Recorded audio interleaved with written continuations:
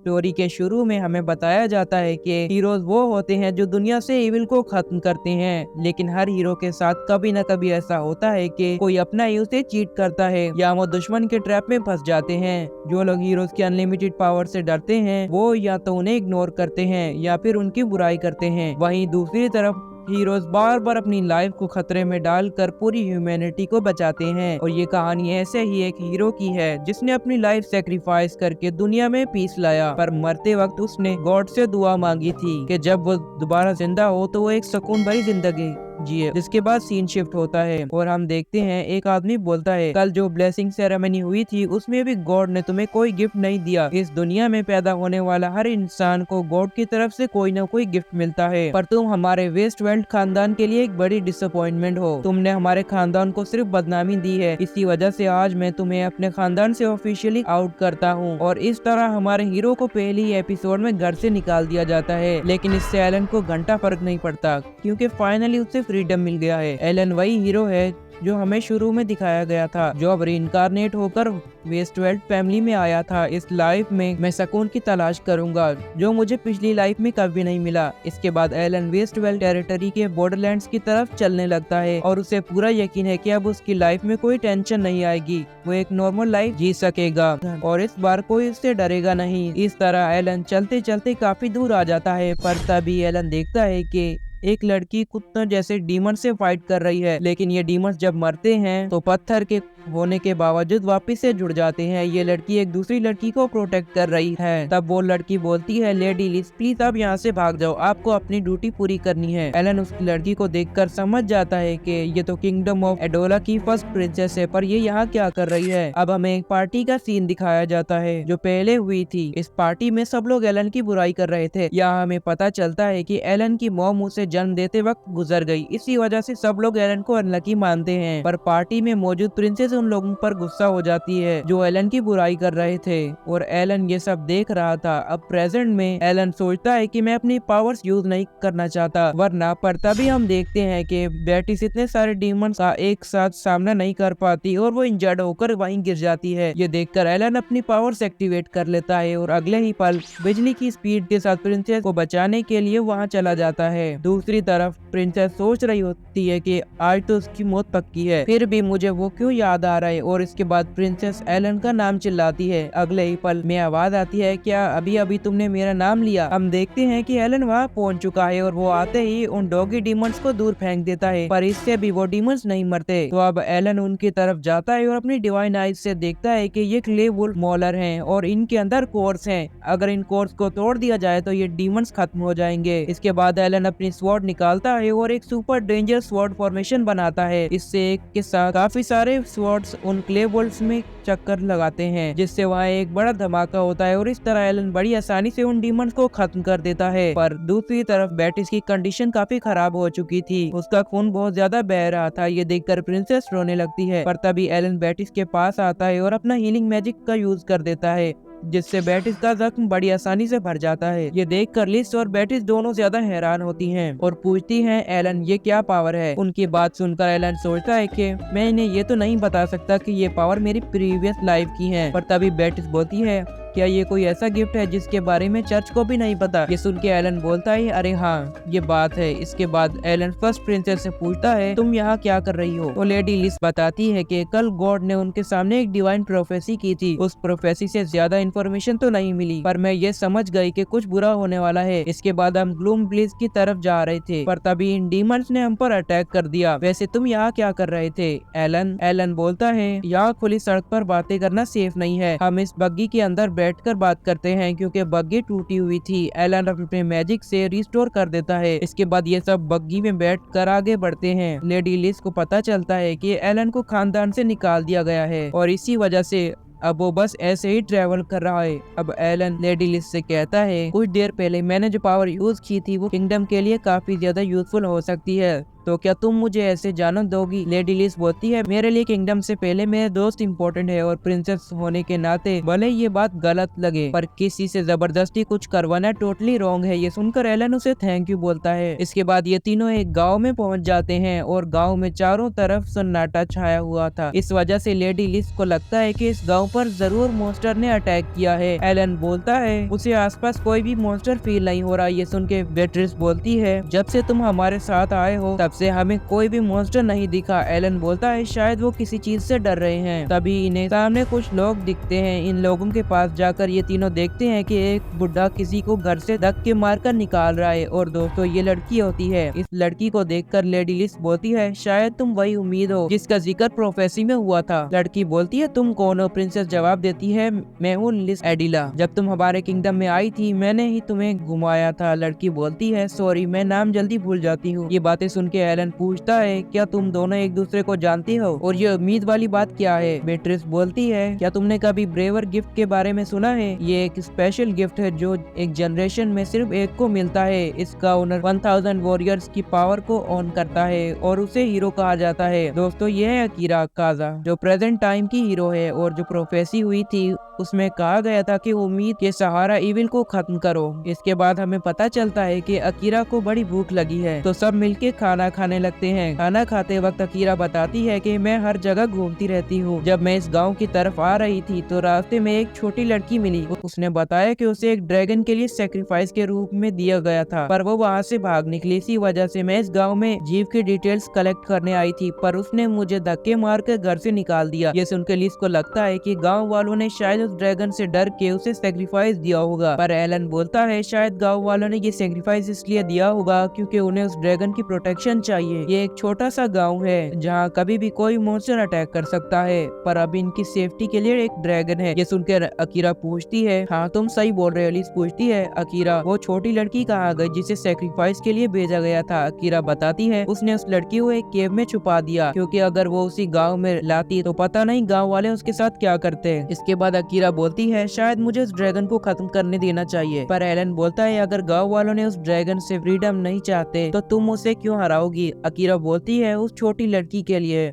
मैं उसे बचाऊंगी। ये सुनकर लिस बोलती है, मैं भी अकीरा के साथ जाऊंगी। बेटिस बोलती है, हम भी अकीरा के साथ उस ड्रैगन को हराने के लिए जाएंगे। यहाँ तक हमारे साथ आने के लिए थैंक्स। पर एलन बोलता है, मैं भी तुम लोगों के साथ चलूंगा। लिस बोलती है, तुम तो अपने सफर पर थे ना। एलन जवाब देता है, अब अपने दोस्तों को खतरे में छोड़ दूं, मैं इतना भी घटिया नहीं हूँ। इसके बाद ये सब उस माउंटेन पर पहुँच जाते हैं जहाँ वो ड्रैगन रहता है। अकीरा इन्हें अपना प्लान बताती है, मैं सामने जाऊंगी और तुम सब पीछे से चलो, फिर हम एक साथ उस ड्रैगन पर अटैक करेंगे। एलन बोलता है, अगर मैं सामने जाऊंगा तो ज्यादा बेटर होगा पर अकीरा क्लियरली मना कर देती है क्योंकि उसे लगता है कि अगर एलन उसके सामना करेगा तो वो अकेला ही सब कुछ कर लेगा। एलन बोलता है, तुम मुझे थोड़ा ज्यादा ही पावरफुल समझ रही हो। अकीरा कहती है, मैं तुम्हें देखकर बता सकती हूँ कि तुम कोई ऑर्डिनरी इंसान नहीं हो। मैं तुम्हारे साथ कम्पीट करना चाहती हूँ पर अभी ड्रैगन को हराना ज्यादा जरूरी है। ये सब कहने के बाद अकीरा के प्लान के अकॉर्डिंग सामने से ड्रैगन की तरफ चली जाती है। उसके जाने के बाद ये तीनों भी घूमकर माउंटेन के पीछे जाते हैं। रोप के सहारे माउंटेन पर चढ़ रहे होते हैं। एलन बोलता है, केयरफुल, धीरे चलो, ओके। थोड़ी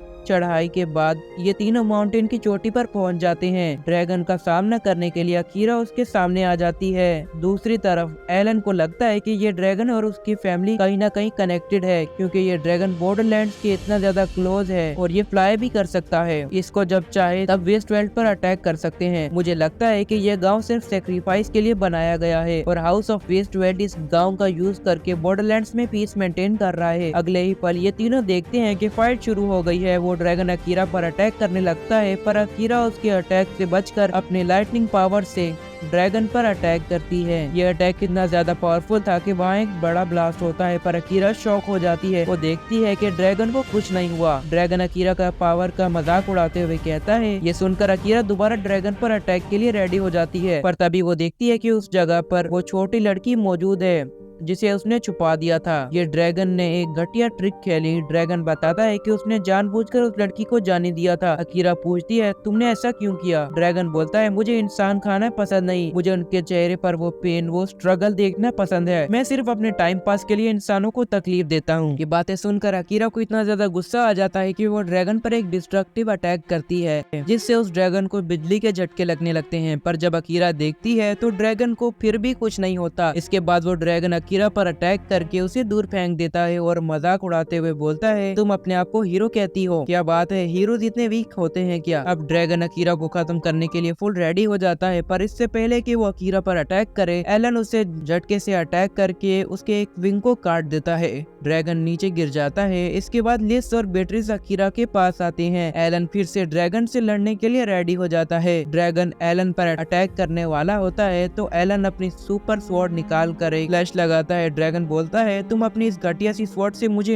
इंजर्ड कैसे कर सकते हो? एलन रिप्लाई देता है, क्या बोल रहे हो, ये तो एक बड़ा फेमस स्वॉर्ड है। ड्रैगन बोलता है, गॉड के बाद इस दुनिया में सबसे ज्यादा पावरफुल मैं हूँ, तुम जैसे ऑर्डिनरी इंसान मुझे कैसे इंजर्ड कर सकते हैं? वैसे एलन को अपने डिवाइन आइज के थ्रू ड्रैगन का कोर दिख रहा होता है। एलन समझ जाता है कि ये ड्रैगन सुपर पावरफुल है, पर अकीरा की वजह से वो इस पे इतना ज्यादा डेंजरस अटैक कर पाया। अकीरा ने हमारे लिए अपनी लाइफ खतरे में डाली और इसीलिए मैं यहाँ हार नहीं मानूंगा। इसके बाद ड्रैगन भागकर दूसरी तरफ जाता है तो एलन भी उसके पीछे चला जाता है, पर तभी अचानक ड्रैगन एक पतली मार के अकीरा और बाकी सबके पास आ जाता है ताकि एलन उस पर अटैक न करे। ये ड्रैगन एलन को हराने के लिए कुछ भी कर सकता है, पर तभी एलन देखता है कि लिस उसे देखकर स्माइल कर रही है। एलन सोचता है, शुरू से ही लोग मुझे अनलकी या फेलियर कहते आए हैं, पर जिस तरह लिस मुझे देख रही है शायद अब मेरी लाइफ बदलने वाली है।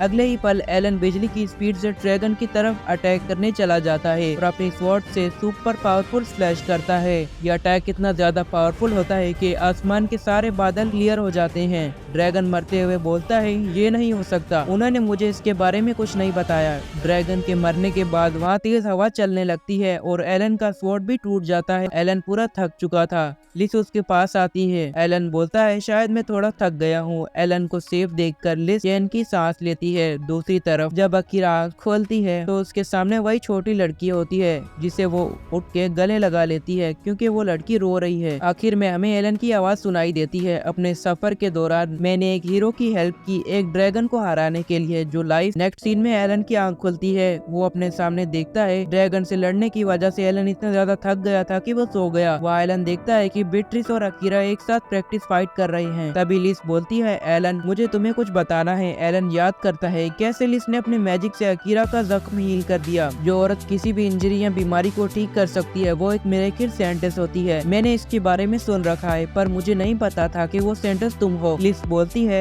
सॉरी मैंने तुम्हें ये बताया नहीं। एलन कहता है, चाहे तुम प्रिंसेस हो या साइंटिस्ट, मेरे लिए तुम हमेशा लिस रहोगी। ये सुनकर लिस खुश हो जाती है। तभी अकीरा एलन को अपने साथ प्रैक्टिस के लिए बुलाता है। एलन उसके पास चला जाता है। अगले सीन में हम देखते हैं कि अकीरा सबको बाय बोल रही होती है। एलन कहता है, तुम हमारे साथ क्यों नहीं चलती, हम तुम्हें बग्गी में ड्रॉप कर देंगे। अकीरा बोलती है, मेरा दिल जहाँ कहता है मैं वहाँ चली जाती हूँ। पर अगले ही पल में वो छोटी लड़की अकीरा को पकड़ लेती है। अकीरा ने डिसाइड कर लिया था कि वो इस लड़की को अपने साथ ले जाएगी अपने सफर में, क्योंकि उस लड़की की कोई फैमिली नहीं है। इसके बाद अकीरा एलन को सॉरी बोलती है क्योंकि उसकी वजह से एलन की स्वॉर्ड टूट गई। मैंने कहा था मैं उस ड्रैगन को हराऊंगी पर आखिर में कुछ नहीं हाथ कर पाई। मैं हीरो बनने के लायक नहीं हूँ। यह डिवाइन स्वॉर्ड मुझे लगता है कि इसके ज्यादा डिजर्विंग तुम हो। एलन बोलता है, मैं उस ड्रैगन को सिर्फ इसलिए हरा पाया क्योंकि तुमने पहले उसे काफी ज्यादा इंजर्ड कर दिया था और इस लड़की के लिए एक ही हीरो है और वो तुम हो। ये सुनकर अकीरा थोड़ी आगे बढ़ती है और लड़की से कहती है, अब मुझसे चिपकना बंद करो और चलो। इसके बाद अकीरा और वो लड़की एक साथ निकल जाते हैं। उन्हें साथ देखकर एलन और लिस खुश हो जाते हैं। दूसरी तरफ हमारे एलन के डैड दिखाए जाते हैं, जहाँ एक प्रोटेक्शन के थ्रू एक आदमी एलन के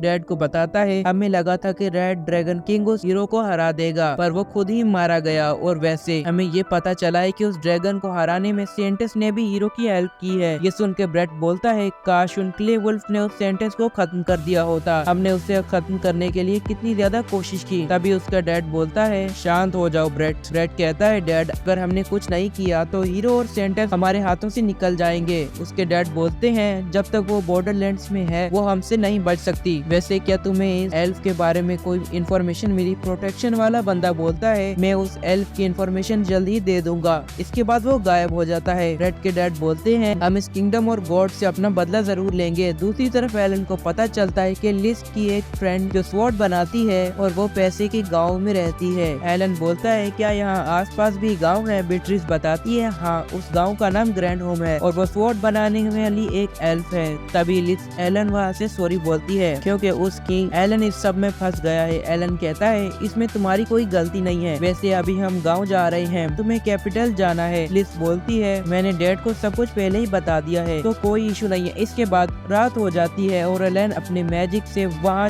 आग जला देता है। ये देखकर बीट्रिस शॉक हो जाती है। इसके बाद हम देखते हैं कि बीट्रिस और लिस सो चुके हैं। लिस सोते हुए एलन की लेग पर अपना सर रख देती है, पर अगले ही पल वो जाग जाती है और सॉरी बोलती है। बीट्रिस बोलती है तुम दोनों इंगेज हो तो इतना बनता है। लिस कहती है ये मेरा पुराना फियांसे है। एलन बोलता है अरे तुम मेरी गोदी में सर रख के सो सकती हो, मुझे कोई प्रॉब्लम नहीं है। लिस शर्माते हुए बोलती है मुझे प्रॉब्लम है, पर लिस एलन के शोल्डर पर सर रख के सो जाती है। एलन सोचता है रीइंकार्नेट होने के बाद मैंने आज तक ऐसे मूवमेंट्स नहीं जिए, वैसे हम पहली बार ऐसे ही चांदनी रात में मिले हैं। फ्लैशबैक में हम देखते हैं कि एलन आसमान की तरफ देख रहा था, तभी लिस वहाँ आती है। एलन पूछता है तुम कौन हो? लिस बोलती है मैं लिस एड एस्टेला हूँ और मैं तुमसे बात करना चाहती हूँ। एलन को कुछ समझ नहीं आता। लिस बोलती है तुम मेरे फियांसे हो। ये सुनकर एलन भी शर्मा जाता है। प्रेजेंट टाइम में एलन बोलता है जिस जिंदगी की मैं हमेशा दुआ मांगता था शायद वो मुझे मिल रही है। अगले सीन में सुबह हो जाती है और ये सब ग्रैंड होम विलेज पहुंच जाते हैं। ये गांव बॉर्डरलैंड्स के अंदर ही आता है। ये लोग उस जगह पहुंच जाते हैं जहां लिस की फ्रेंड रहती है। लिस को पूरा यकीन है कि वो एलन के लिए एक जबरदस्त स्वॉर्ड बना देगी, पर बीट्रिस को कुछ गड़बड़ लगती है क्योंकि इस टाइम स्वॉर्ड बनाने की आवाजें आनी चाहिए थी, पर यहाँ तो फुल सन्नाटा है। एलन जाता है और देखता है कि दरवाजा पहले से ही खुला है। घर के अंदर जाकर एलन वहाँ टंगे हुए वेपन्स देखता है और उसके पुराने स्वॉर्ड से काफी ज्यादा बेटर लगते हैं, पर तभी लिस कुछ देखकर चिल्लाती है। एलन उससे पूछता है क्या हुआ? हम देखते हैं कि नोल वहाँ बेहोश पड़ी है। लिस इस वजह से बड़ी परेशान हो जाती है, पर बीट्रिस नोल को उठाकर बोलती है क्या आप भूल गई, ये सब इसके लिए नॉर्मल है। दोस्तों असल में नोल सो रही थी। इसके बाद हमें पता चलता है कि जब भी नोल थकान की वजह से बेहोश होती है लिस उसे हील करती है, पर अब लिस नोल से काफी ज्यादा टाइम बाद मिल रही है। बीट्रिस बताती है अगर एक बार नोल स्वॉर्ड बनाना स्टार्ट कर देती है तो ना कुछ खाती है और ना कुछ पीती है और ना ही सोती है, बस स्वॉर्ड बनाती है। इसके बाद नोल को होश आता है और वो अपने सामने इन तीनों को देखती है। वो पूछती है ये लड़का कौन है? बीट्रिस बोलती है ये एलन है जो इस वक्त लेडी लिस की प्रोटेक्शन कर रहा है। नोल समझ जाती है कि एलन के लिए स्वॉर्ड बनवाना चाहती है, पर वो इस काम के लिए मना कर देती है क्योंकि वो ऑलरेडी बिजी है। एलन पूछता है क्या ये सच में तुम्हारी फ्रेंड है? लिस बोलती है हाँ। तो इसे फ्रेंड मानती हो? हाँ मैं तो इसे फ्रेंड मानती हूँ। नोल बोलती है हाँ तुम दोनों दोस्त हो, पर इसका काम क्या लेना देना है, मैं अभी बिजी हूँ और वैसे भी इसके पास एक स्वॉर्ड तो है ना। एलन बताती है कि उसका स्वॉर्ड टूट चुका है और वो अपना टूटा स्वॉर्ड दिखा देता है। नोल अपने मैजिक से उस स्वॉर्ड को चेक करती है और उसे पता चलता है कि ये स्वॉर्ड इसकी लिमिट से ज्यादा यूज हुआ है। उसको यकीन नहीं होता है कि कोई इंसान इतना भी यूज कर सकता है। इसके बाद वो एलन के लिए स्वॉर्ड बनाने के लिए मान जाती है, पर पहले बोलती है तुम मुझे ये बताओ क्या तुम्हें ऐसी स्वॉर्ड में इंटरेस्ट है जो डिवाइन स्वॉर्ड को भी सप्रेस कर सके? नोल यहाँ बड़ी सीरियस हो जाती है। बीट्रिस बोलती है एक स्वॉर्ड जो सिर्फ हीरो चला सकता है उससे भी ज्यादा पावरफुल स्वॉर्ड, क्या ये पॉसिबल है? नोल कहती है एक स्वॉर्ड बनाने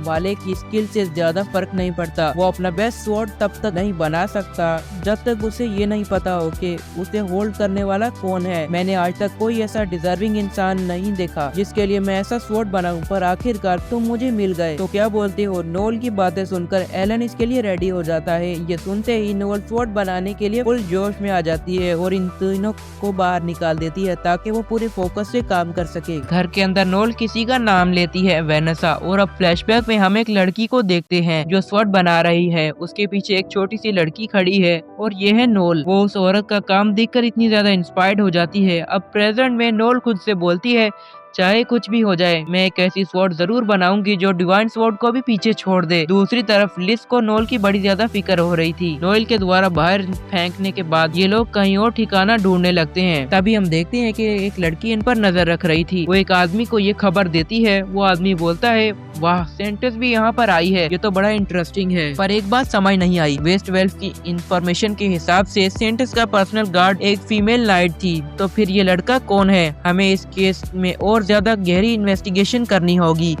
दूसरी तरफ हम देखते हैं कि ये तीनों शायद एक होटल में रुक गए हैं। पर एलन बड़ा बोर हो रहा था क्योंकि उसके पास कोई काम नहीं था। लिस बोलती है, क्या तुम एडवेंचरर्स गिल्ड में चलना चाहोगे? उस ड्रैगन को मारने से जो आइटम्स मिले हैं उन्हें ये लोग अच्छे दाम में बेच सकते हैं। घर से लात मार के निकाले जाने के बाद एलन के पास कुछ भी पैसे नहीं थे। लिस बोलती है, जब तक तुम मटेरियल्स बेचोगे तब तक मैं और बीट्रिस टाउन घूम लेंगे। ये बात करने के बाद एलन एडवेंचरर्स गिल्ड के लिए निकल पड़ता है। एलन के जाने के बाद बीट्रिस लिस से कहती है, क्या तुम्हें पूरा यकीन है कि हम दोनों इसे हैंडल कर लेंगे? लिस बोलती है, मुझे नहीं पता, पर मैं चाहती हूँ कि एलन इस केस में और ज्यादा इन्वॉल्व हो। ये दोनों किस बारे में बात कर रही थी हमें ये नहीं बताया जाता। दूसरी तरफ हम एलन को एडवेंचरर्स गिल्ड में देखते हैं। रिसेप्शनिस्ट जैसे ही ड्रैगन स्केल देखती है वो शॉक हो जाती है क्योंकि ये आइटम्स बड़े प्रीशियस होते हैं। वो इन आइटम्स को ब्रांच मैनेजर को दिखाने चली जाती है और बेचारा एलन अकेला रह जाता है। पर तभी हम देखते हैं कि एलन के बगल में एक बुढ़ा खड़ा होता है। ये वही बुढ़ा है जिसको उस लड़की ने रिपोर्ट दी थी। वहाँ एलन से बोलता है, क्या मैं तुमसे सब कुछ डिटेल में पूछ सकता हूँ उस ड्रैगन के साथ क्या हुआ? फिर वो अपना इंट्रोडक्शन देता है, मैं होरेस हूँ और ये है माइलिन। ये लड़की एक ऐसे ट्राइब से है जिनको किंगडम में देखना काफी ज्यादा रेयर होता है। होरेस बोलता है, हम ट्रेवलर्स हैं जो एडवेंचरर्स की स्टोरी सुनते हैं ताकि उन्हें लिख सके। वैसे क्या तुमने अकेले ही उस ड्रैगन को हराया? एलन बोलता है, अकेले ड्रैगन को हराना मेरे लिए इम्पॉसिबल है। होरेस कहता है, तो क्या हीरो ने तुम्हारी हेल्प की? एलन बोलता है, आपका गेस बिल्कुल सही है। अगले ही पल में रिसेप्शनिस्ट एलन को बताती है कि अब वो इन मटेरियल को एक्सचेंज कर सकते हैं। पर तभी एलन देखता है कि वो बुढ़ा और लड़का वहाँ से जा चुके हैं। दूसरी तरफ हम होरेस और माइलिन को देखते हैं। होरेस बोलता है, मैं उसकी स्ट्रेंथ का अंदाजा लगाने गया था पर मैंने नहीं सोचा था कि वो इतना ज्यादा यूजलेस होगा जिसे गॉड ने कोई गिफ्ट ही नहीं दिया। पर माइलिन को एलन के बारे में कुछ वियर्ड लग रहा था, लेकिन होरेस को एलन एक मक्खी के बराबर लगता है। अगले दिन ये तीनों नोल के घर जाते हैं। नोल फिर से सोई हुई मिलती है क्योंकि वो हद से ज्यादा काम कर रही थी। लिस उसे हील करती है जिससे उसे होश आ जाता है। पर नोल ने स्वॉर्ड बना लिया था, अब तक का बेस्ट स्वॉर्ड। एलन उस स्वॉर्ड को उठाकर कहता है और बोलता है, ये स्वॉर्ड तो बड़ा जबरदस्त है। नोल कहती है, चलो इसकी पावर टेस्ट करते हैं। पर लिस उसे इस कंडीशन में जाने से मना कर देती है। नोल लिस को देखकर थोड़ी घबरा जाती है। थोड़ी देर बाद नोल और एलन जंगल में जाते हैं उस स्वॉर्ड को टेस्ट करने के लिए। नोल खुद अपनी आंखों से देखना चाहती है कि उस स्वॉर्ड में ऐसा क्या खास है। उसे लगता है कि इस स्वॉर्ड में थोड़ी बहुत ट्विकिंग की जरूरत है।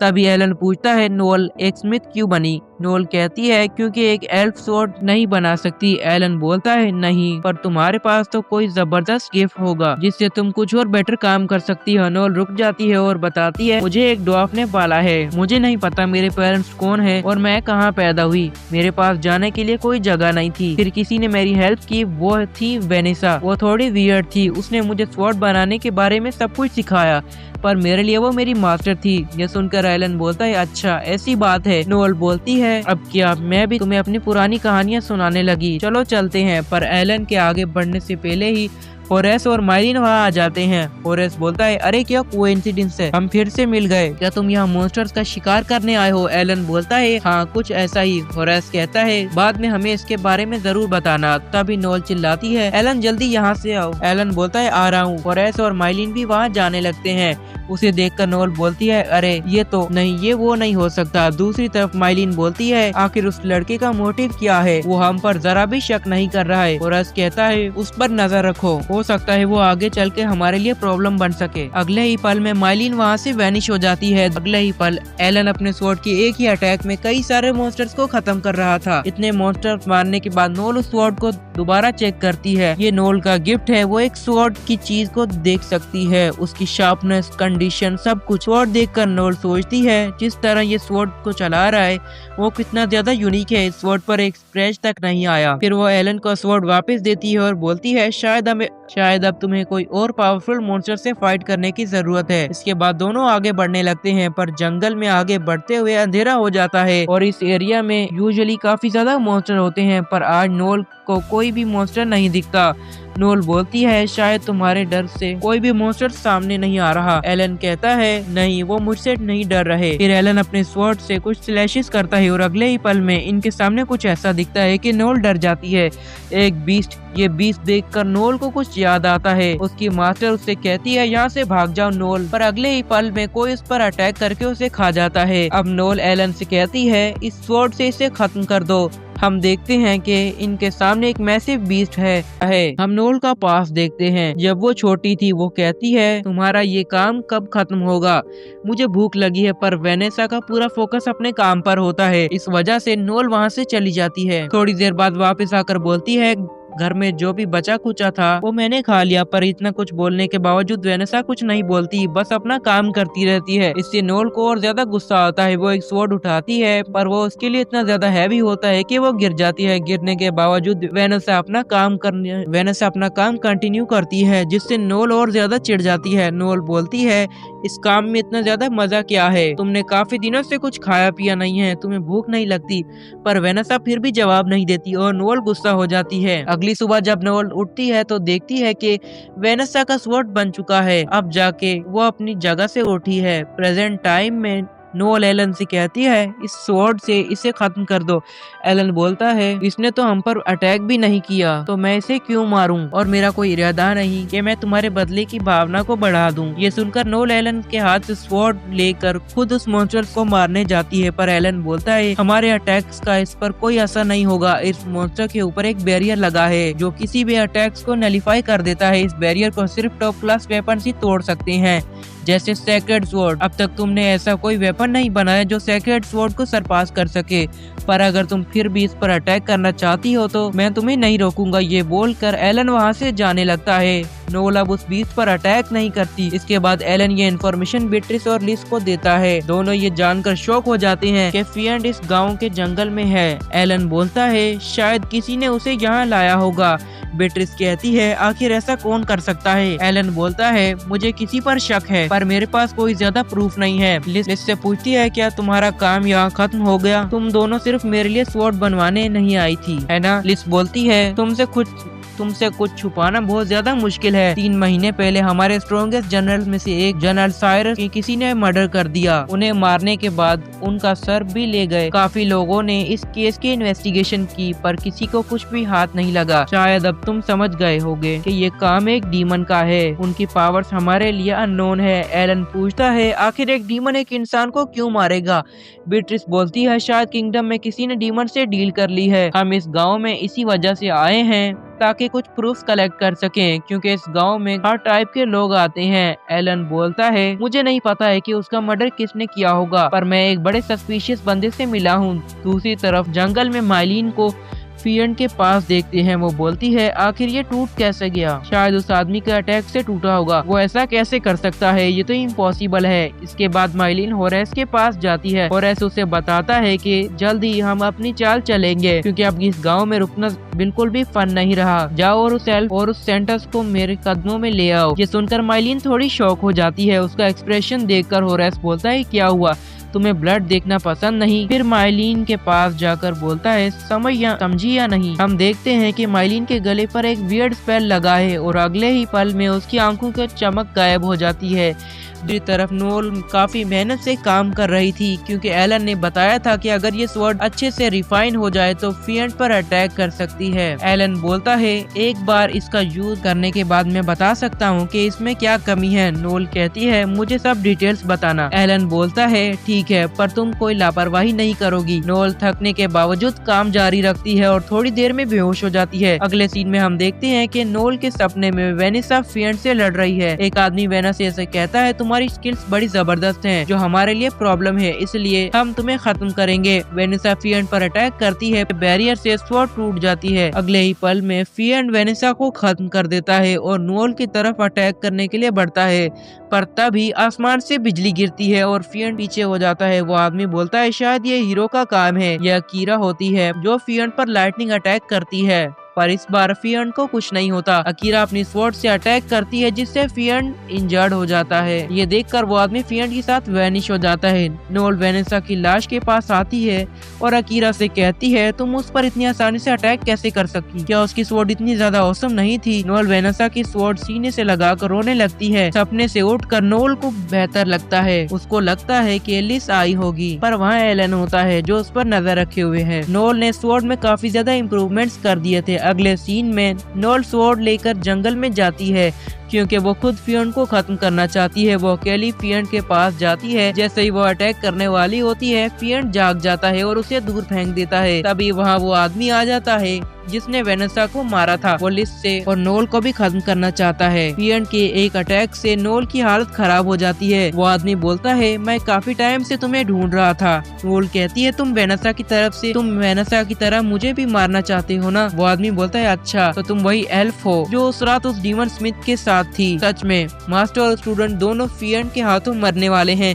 ये सुनकर नोल घबरा जाती है, पर तभी फिएंड उस पर अटैक करके उसे गिरा देता है। नोल हिल भी नहीं पाती। वो आदमी बोलता है फिएंड तुम्हें खाने से पहले एक सवाल, क्या तुम मेरी सर्विस करोगी? मैंने सुना है कि तुम्हारे पास एक यूनिक पावर है, आईज ऑफ द फेरी सुएरिजन। इस दुनिया में सिर्फ 5 ऐसे गिफ्ट्स हैं जो तुम्हारे उनमें से एक हैं। चिंता मत करो, तुम्हारा बड़ा ख्याल रखा जाएगा। मेरी सर्विस बड़े बड़े लोग करते हैं, भले ही मुझे देखकर ऐसा ना लगे, पर मैं बड़ा सॉफ्ट हार्टेड हूँ। एक लड़की जिसका सब कुछ छीना गया, जिसके पास कोई जगह नहीं थी, मैंने उसे अपना साथ रखा। वैसे उसका गांव तबाह करने वाले भी हम ही थे। ये बोलकर वो हंसने लगता है। नोल कहती है तुम एक शैतान हो, तुम्हारे साथ देने से अच्छा है मैं मर जाऊं। वो आदमी बोलता है मैंने तो सोचा था तुम समझदार होगी। लेकिन इसके बाद वो आदमी फियोन को अटैक का इशारा कर देता है। फियोन नोल पर अटैक करने के लिए जाता है, पर अगले ही पल में फियोन पर अटैक करके उसे कोई दूर फेंक देता है। ये है एलन। एलन को देखकर वो आदमी बोलता है मैंने तुम्हारी स्ट्रेंथ को अंडर एस्टिमेट किया, मुझसे गलती हो गई। वैसे तुम यहाँ अपनी फ्रेंड की हेल्प करने के लिए आए हो, पर तुम्हें एक और काम भी मिला था ना? तुम्हें नहीं लगता है कि तुम्हें प्रिंसेस की प्रोटेक्शन करनी चाहिए, कहीं देर ना हो जाए? दूसरी तरफ जहाँ लिस है, उस रूम का दरवाजा खुलता है। माइलिन इनविजिबल होकर लिस को हराने आई थी, पर वहाँ लिस नहीं होती। हम देखते हैं कि बीट्रिस और लिस पीछे छुपकर बैठे थे। अब माइलिन उनकी नजरों के सामने आ जाती है। दूसरी तरफ एलन बोलता है तुम्हारा मतलब वो लड़की जो खुद को इनविजिबल कर सकती है? मुझे इसका पहले से ही शक था, इसी वजह से मैंने वहाँ एक बैरियर लगा दिया जो इनविजिबिलिटी को ब्रेक कर देगा। पिछली जिंदगी में मैंने ऐसे काफी सारे ट्रिक्स देखी हैं। वो आदमी बोलता है पिछली जिंदगी क्या बकवास कर रहे हो और मुझे वीक मत समझना। दूसरी तरफ माइलिन और बीट्रिस फाइट करने लगती हैं। ट्रिस माइलिन पर भारी पड़ रही थी और उस पर अटैक करने वाली थी, पर तभी लिस उसे रोक देती है। इसी मौके का फायदा उठाकर माइलिन बीट्रिस पर अटैक करके उसे बेहोश कर देती है। फिर ये सब एलन वहाँ से देख रहा होता है और बोलता है तेरी वो असिस्टेंट तो हार चुकी है। होरेस कहता है तुम मजाक कर रहे हो ना? एलन बोलता है जो चाहे सोच लो। ये देखकर होरेस बोलता है चाहे कुछ भी हो, यहाँ मेरा पलड़ा भारी है क्योंकि सेक्रेट स्वॉर्ड के बिना तुम फिएंड को क्रैश तक नहीं दे सकते। इसके बाद होरेस फिएंड को अटैक का इशारा करता है। जैसे फिएंड उन पर अटैक करने के लिए आता है, नोल को याद आता है कि वेनेसा के साथ क्या हुआ था। फिएंड एलन की तरफ बढ़ रहा था, पर तभी एलन भी फिएंड पर अटैक कर देता है। इससे फिएंड का खून निकलने लगता है और वो वहीं गिर जाता है। ये देखकर होरेस शॉक हो जाता है और वहाँ से भाग जाता है। होरेस टेलीपोर्टेशन मैजिक यूज कर सकता है। इसके बाद एलन नोल को लेकर जंगल से निकलने लगता है। एलन ने नोल को हील कर दिया था और अब वो बस सो रही थी। एलन लिस के पास पहुँचता है। लिस उसके पास आती है और पूछती है तुम दोनों ठीक तो हो ना?